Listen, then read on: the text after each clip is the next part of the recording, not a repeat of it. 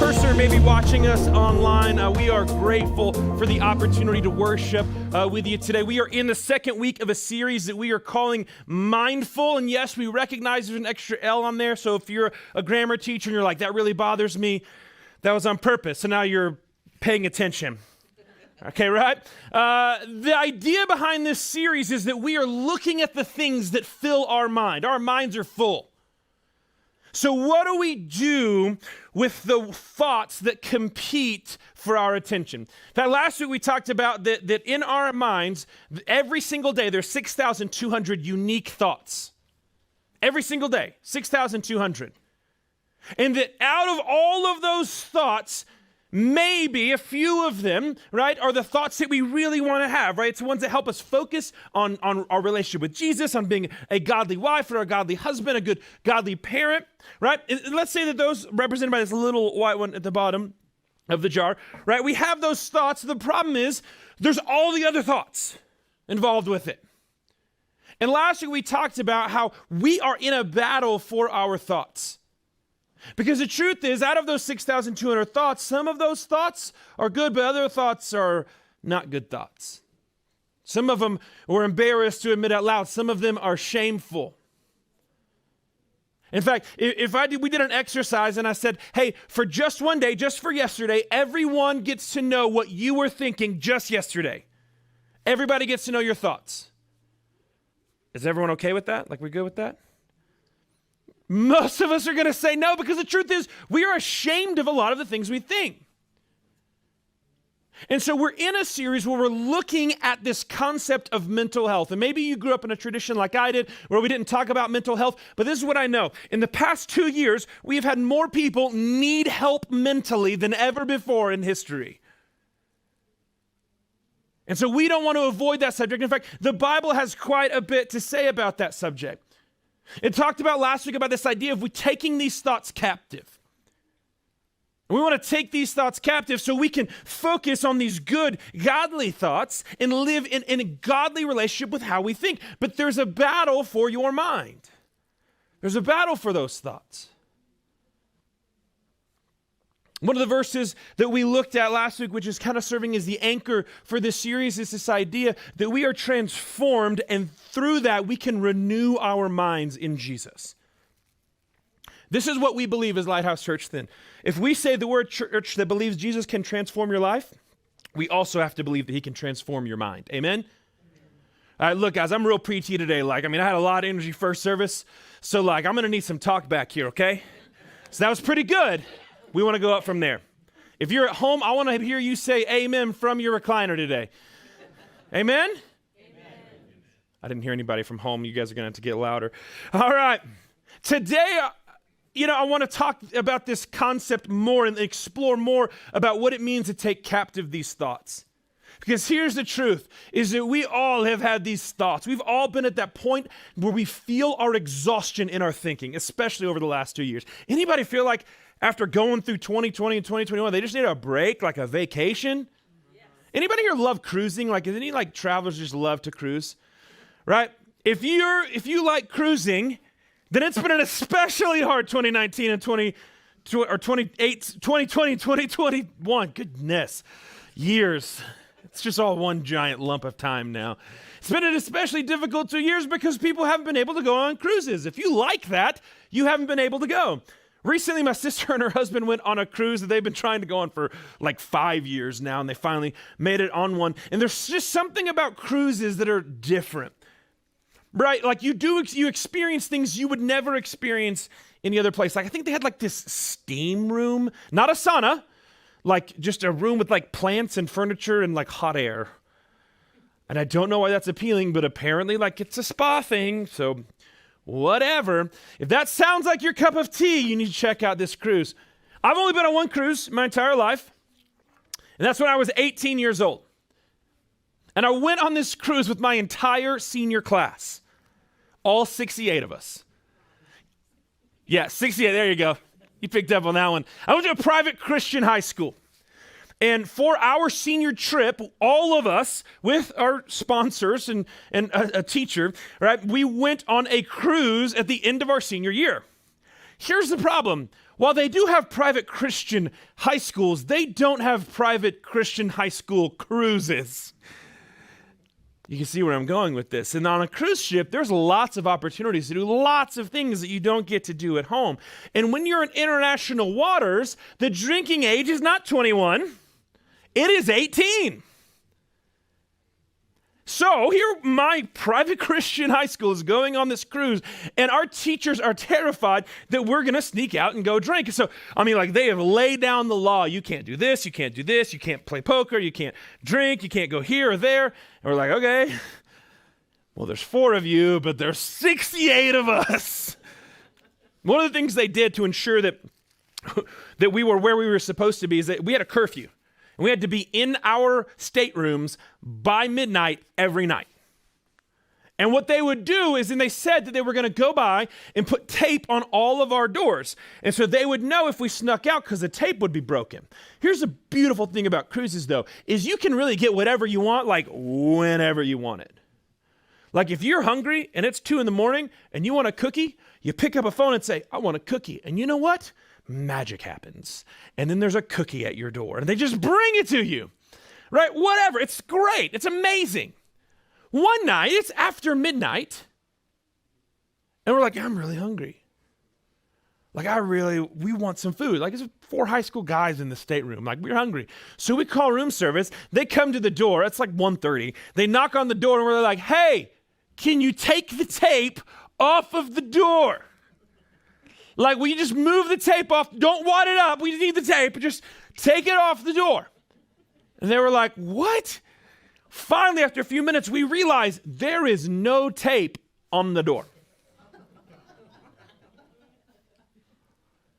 And now that I think about that, that's a lot of rooms that teachers are having to go put tape over every single night.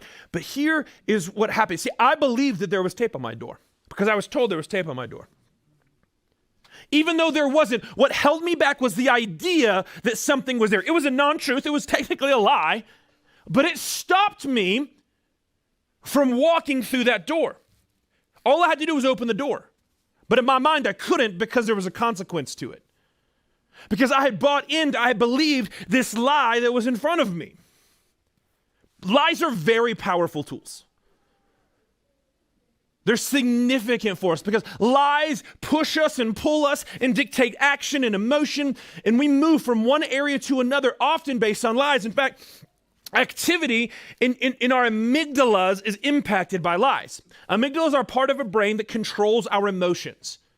And what science tells us is the more we lie, the less activity there is in the amygdala.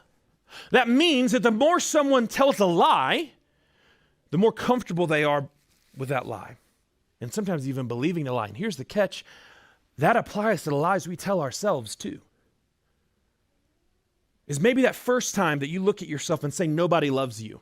You don't really believe it. But then you say it again and again and again until the point where you don't even react. And it to you has become truth, even though it's not. Because the more we lie, the less guilt we feel, even when we're lying to ourselves. We see this in Scripture too. In Jeremiah 17:9, we see this verse. And it says, the heart is deceitful above all things and desperately sick. Who can understand it? An ancient Middle Eastern understanding of our thought center was actually our heart. They thought that the deepness of our soul and our deepest thoughts and our emotional thoughts came from our heart. And so when it says the heart is deceitful, right, it's this idea that even our own thoughts sometimes deceive us. Even the things that we're ingrained in us as truth are just that tape over the door. And it's not true, but we're living like it is, and it's impacting us in a deep way. And here is the difficult part. We all have lies that we believe about ourselves. You have convinced yourself of something that's not true. And it may be different for you. It is different from you than it is from me. And maybe it's that you're unworthy. Maybe it's you're not a good parent. Maybe it's you'll never be a good spouse. Maybe it's looking at social media and comparing yourself to someone else and thinking you have to be that. And that you're less than because you're not. Maybe it's a lie that you're never going to be happy again. Or that God doesn't want you to love somebody. Or that God doesn't have a spouse for you. Or that you're unlovable. Whatever it is, we all have lies that we have convinced ourselves are true. In fact, what we fall victim to is something called the propositional logical fallacy. Right? If you've studied critical thinking and understand fallacies at all, this is what we're doing to ourselves. And this idea, this fallacy, is this idea, this concept that because this experience happened, it means this is always going to be true. Or because this didn't happen, this is never going to be true. Let me give you an example of this. My dad was a good dad. My dad also coached my baseball team. He was actually the third base coach. Or first base coach, right? Therefore, the thought process is, I'm going to coach my son's little league team or else I'm not a good dad. So I don't coach my son's little league team, therefore I'm not a good dad. That's the logical fallacy. That's what we have done to ourselves. We've created this pattern of thinking going, this happened, therefore this may be true. But that is not the truth. That's what we've convinced ourselves is the truth. Because all of us in here would say, you can be a good dad without coaching a little league team. The truth is I don't coach my son's little league team. You know why? He's not in little league. But by this thought process, I can't then be a good father. And we can look at this and go, this is ridiculous, but hold on, because we're going to get to yours here in just a second.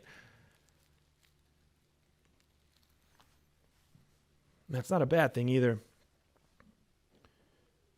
You see, what the logical fallacy teaches us is that our past experiences shape our understanding of ourselves. We experienced something, and because of that, we believe something to be true about ourselves or not true. You struggled with your first marriage and you got a divorce, so no one will ever love you again. That's not true. That's a logical fallacy. And that's a lie that you have believed in your heart and believed in your life.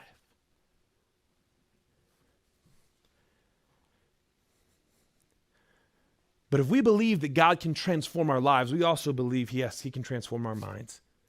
And to transform our minds, we must first identify the lies we have allowed to define us.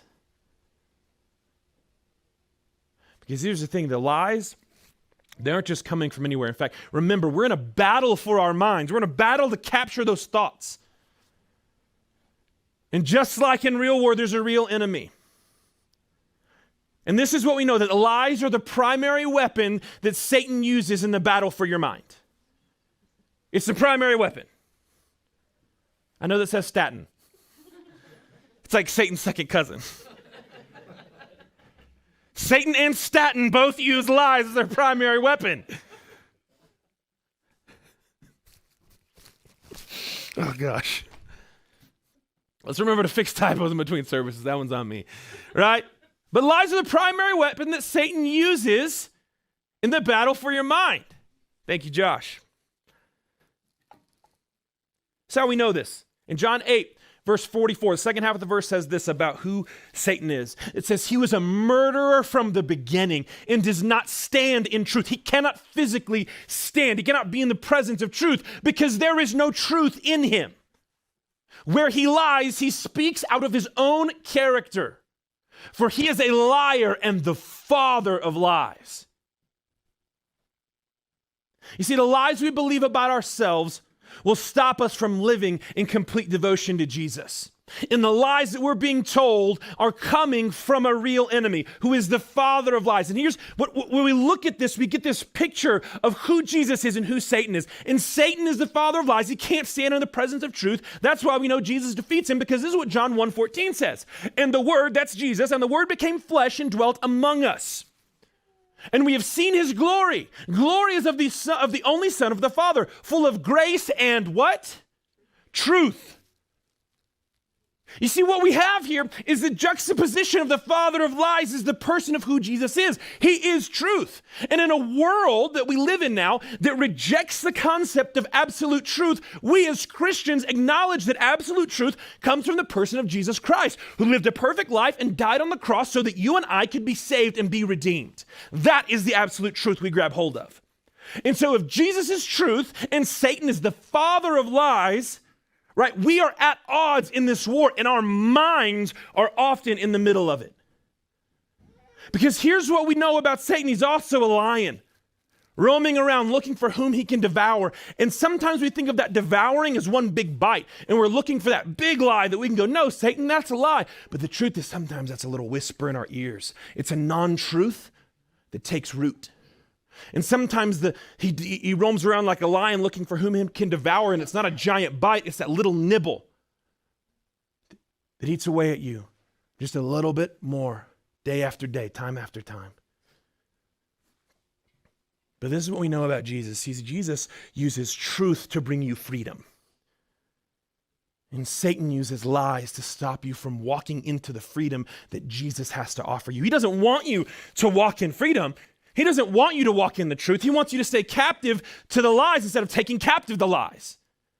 He wants you to be enslaved to the thoughts, not living in righteousness, taking captive your thoughts because you've been transformed by the blood of Jesus Christ. But here's the thing, we can have freedom, but we've got to do something first, and we have to acknowledge the lies, because if we don't, we will stay captive and we will not walk in what Jesus came to bring us. There's a process that we end up going through that leads us to this. And we each have these lies that we've convinced ourselves are true. And I want to share one that I've experienced with you this morning. In 2009, for the first time I went back to school, went to seminary to get my Master of Arts in Religion. And I did all my coursework. I really loved academia. I loved going to class. I even really liked writing these papers and the debate and the intellectual thought. I loved school. Still really like higher education. And it came time for me with my master's, right? The end of it is writing a thesis. Some of you have done a master's degree where you write a thesis at the end. If you haven't, it's like a small book that you write. Not the big one, that's a doctoral work, right? It's the small book. And so it came time for me to do my thesis. And how it works is they give you a thesis advisor, and you and that thesis advisor work. You propose your thesis idea. Faculty approves it. Then you write the little book. And so I worked with my thesis advisor, but everything I did never got to the point where I got it approved to actually write the thesis. And I often think, well, it was my thesis advisor's problem because he didn't really help me through that process, and I had no idea how to do it, which is true. But what happened is over time, I started using all these other excuses, and at the end of it, I didn't have a thesis. And I could say, well, my wife got pregnant, we had our first baby, we ended up moving, and I was trying to do it remote and from a distance. But what ended up happening is I timed out of my program. And then I became an MARABT, which is a Master of Arts in Religion, all but thesis. In other words, you know what that means? You don't have a Master of Arts in Religion. It's like the initials you put as an excuse on a resume. But something else happened. As you see, somewhere along the way, I'd convinced myself that I can't write a thesis. And I remember I would have these conversations with my dad where he would really encourage me, hey, you need to go back to school, you need to go back and you need to do the work, and you need to get your master's. And I would use different excuses like, well, I can't afford it, school's really expensive, which it is. Or I would say things like, I don't need it for my job, or I just can't with the time, with my career right now. And while there's maybe a little bit of truth to each of those, there was a deeper truth that I have convinced myself of that really was an untruth. And that truth was this, is that I can't write a thesis. I could go and start another program, but it's going to get to the thesis and I can't write it. I'm not going to be able to do it. I believed, and I don't know if I even ever said it out loud to myself, but somewhere in my mind, I believed that I was incapable of doing that. Other people may do that, but I can't. Not me. About a year and a half ago, it was October of 2020. Through a friend, I found out that there was this doctorate of ministry program that was really interesting to me. It was really appealing to me. I was thinking I really wanted to do it, but I wanted to squeeze in in a sideways way with jumping over the master's degree. And so I called them and was like, hey, I want to do this program. Never finished my master's. I did most of it, so can I just do this program? And they were very gracious to me, and they said, hey, that's great. We really want you to do the doctorate program, and we'll count all of your coursework as credit for you, but you have to write a thesis for us. And somehow I signed up and I started this program. But even in the back of my mind, I thought, well, it's going to be great until the point where I don't finish my thesis, and then they're going to kick me out of the program because I can't write a thesis. And then I had someone step in, my thesis advisor, who helped me through this process. And it started with this idea that, hey, your goal isn't to write something perfect, it's just to be done. And little bit of time, it's, hey, no, your research is right on, just do this as your next step. And little by little, what ended up happening is I wrote a thesis. And 3 months ago, I turned that thesis in and I'm done with my master's degree. But here's the catch. That's great. But there's other lies that I'm convinced myself of. And there's other lies that you've convinced yourself of. And this is what happens when we live in that. Is that we say that what God has accomplished applies to everyone but me. We're using lots of different resources through this series. One of them is a book by Jenny Allen that our women's ministry went through last year. And in this book, she talks about that when we believe that we're not good enough or we're not pretty enough or that we're not capable of being loved or we're a bad mom or a bad dad or a bad husband or a bad spouse, when we really believe those things, what we're saying is all these other people can be this, but I can't. And it limits the power of God in us. And it's saying that God who knows all, right? God who saved everybody, God who gives truth, that truth applies to everyone but me. And when we say that out loud, it sounds ridiculous. But when we convince ourselves that these lies that we believe are really truths, that's essentially what we're doing. And when we believe lies about ourselves, it does something to us. The first thing it does is it diverts you from your purpose. You were created on purpose for a purpose. And when you believe an untruth as truth, when you have that tape over your door, whatever it is in your life, it diverts you from your purpose. It's saying, yes, God may have given me a purpose, but it doesn't really apply to me because I'm not good enough. It also distracts you from God's purpose. We know that we are created in the image of God. We know from Matthew 28 that we're supposed to live out and advance His kingdom.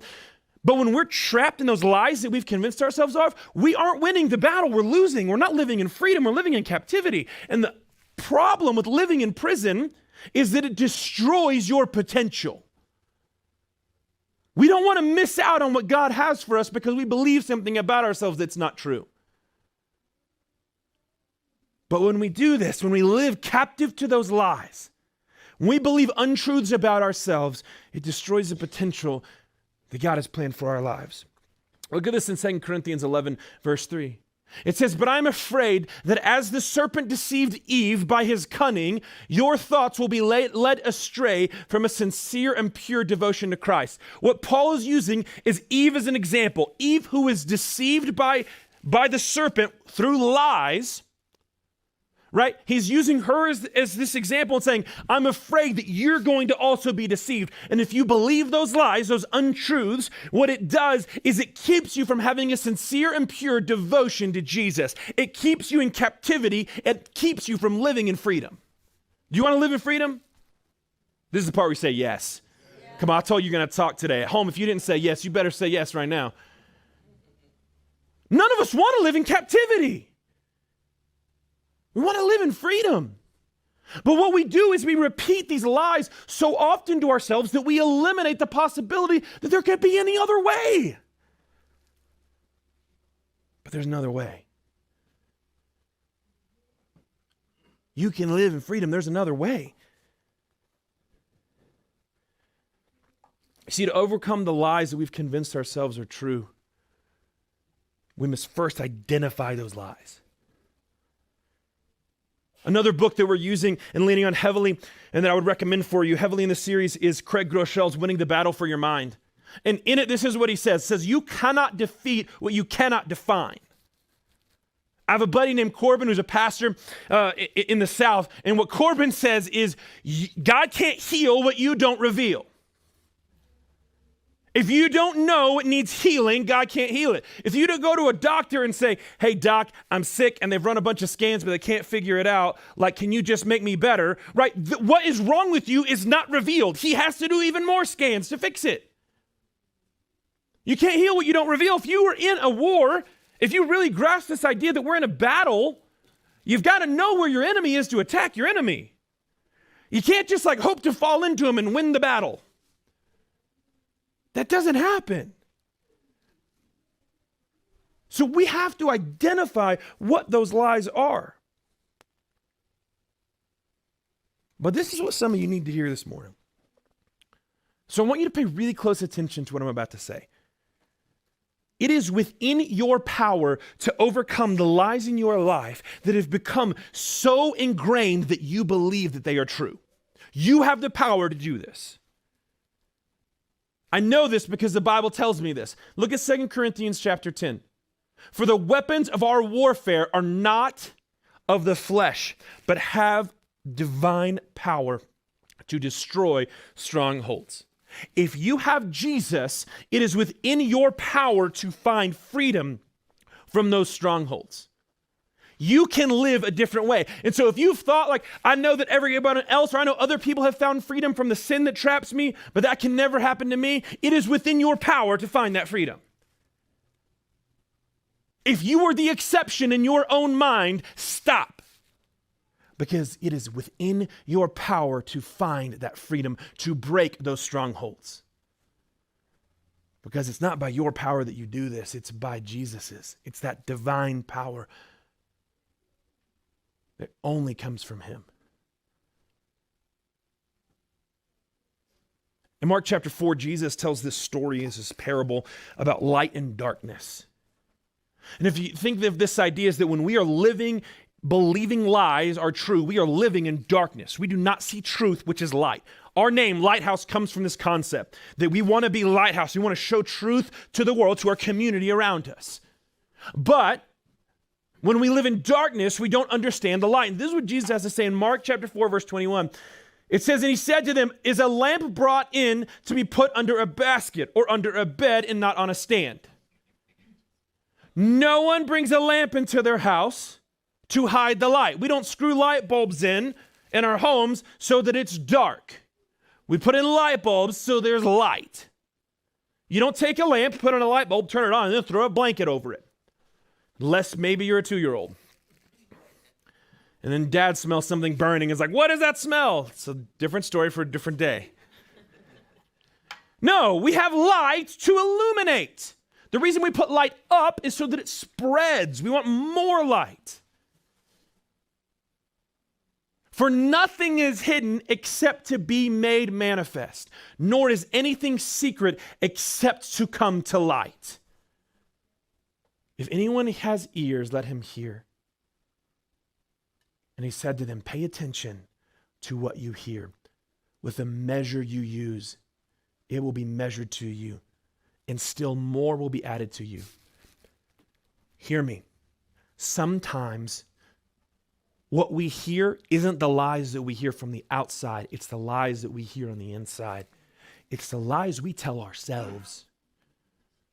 Pay attention to what you hear. Pay attention to what you're listening to, even if that narrative is one that you've developed on your own. Because those lies from the enemy, or those lies are trying to take captive those 6,200 thoughts, and you've got to take them back. Because there's a battle for your mind. When our mind is filled with thoughts, when it's full, we've got to do something to find freedom from those thoughts in that battle. We have to find freedom from that imaginary tape that's covering our doors. Because we have to make the lie that is keeping us in darkness and identify it so that we can walk into light. You have to know what the lie is. And here's the problem. There's a really hard part. Sometimes that's easier said than done.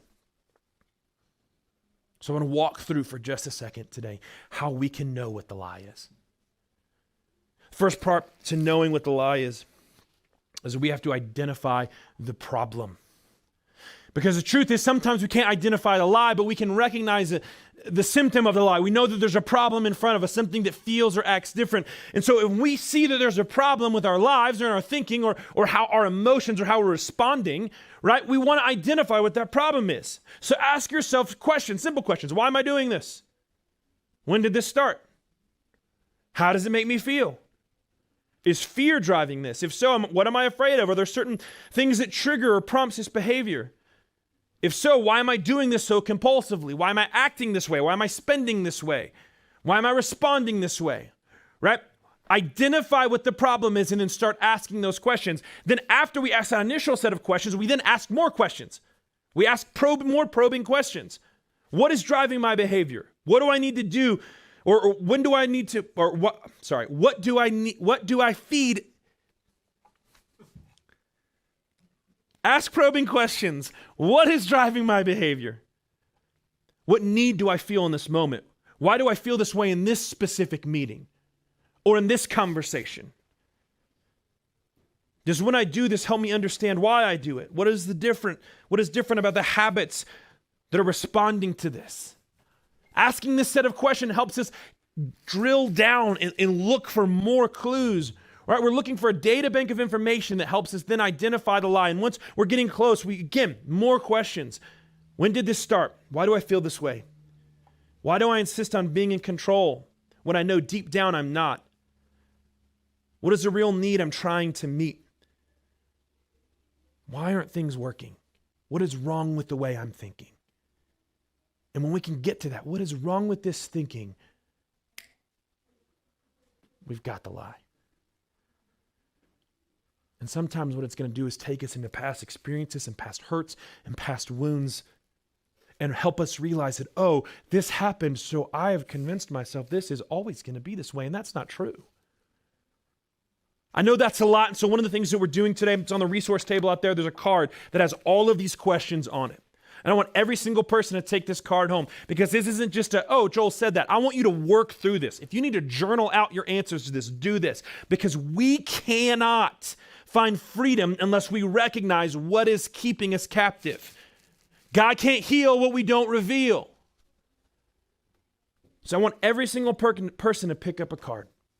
Start asking yourself these questions. Start walking through this.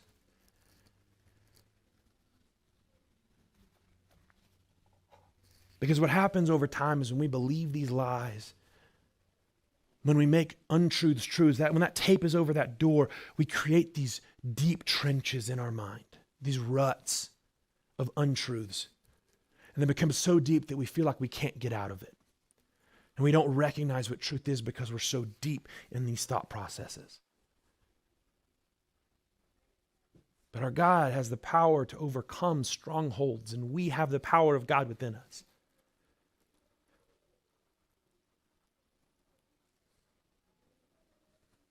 And we have the ability to change our thinking. But it has to begin with identifying the lie. Then after we identify the lie, we can learn how to replace it. You want to know how to replace it? It's not a rhetorical question. Yes? No? You want to learn how to replace it? Come back next Sunday. We're going to talk about it next week.